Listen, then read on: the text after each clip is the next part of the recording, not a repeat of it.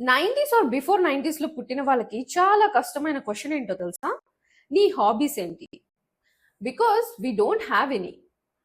వాటికి అంత టైం ఎక్కడిది అనే ఆన్సర్ మాత్రం పక్కాగా సెల్ఫ్ సాటిస్ఫాక్షన్ కోసం చెప్పుకునేదే.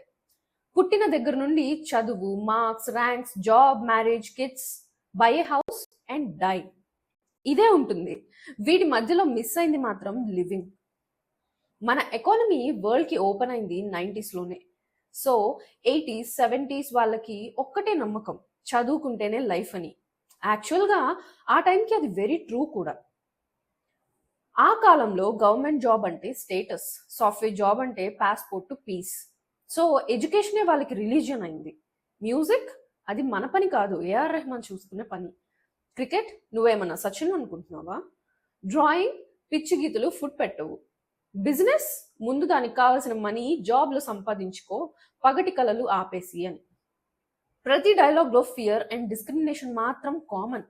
ఇలా బిల్డ్ చేసిన సిస్టమ్ వల్ల ఫ్యూచర్ జనరేషన్ బ్లైండ్ బిలీఫ్, ప్యాషన్తో బిల్స్ పే చేయలేం. ఇలాంటి ఎన్వైర్న్మెంట్లో చదువుతూ చదువుతూ మనమంతా ఏమయ్యామంటే క్యాల్కులస్ సాల్వ్ చేసేయచ్చు, కానీ ప్రేమించిన అమ్మాయికి ఐ లవ్ యూ కూడా ఎక్స్ప్రెస్ చేయలేం. భయం. కోడింగ్ రాయగలం కానీ మీటింగ్స్లో మైక్ ఆన్ చేయాలంటే మాత్రం ఫియర్. టెంప్లెట్లో మేజర్ హీరో అయిన జాబ్ చేసేస్తాం కానీ మనీ మేనేజ్మెంట్లో మాత్రం సున్నా. లోన్లు ఉంటాయి కానీ ఇన్వెస్ట్మెంట్ అంటే డెఫినిషన్ కూడా తెలిసి ఉండదు.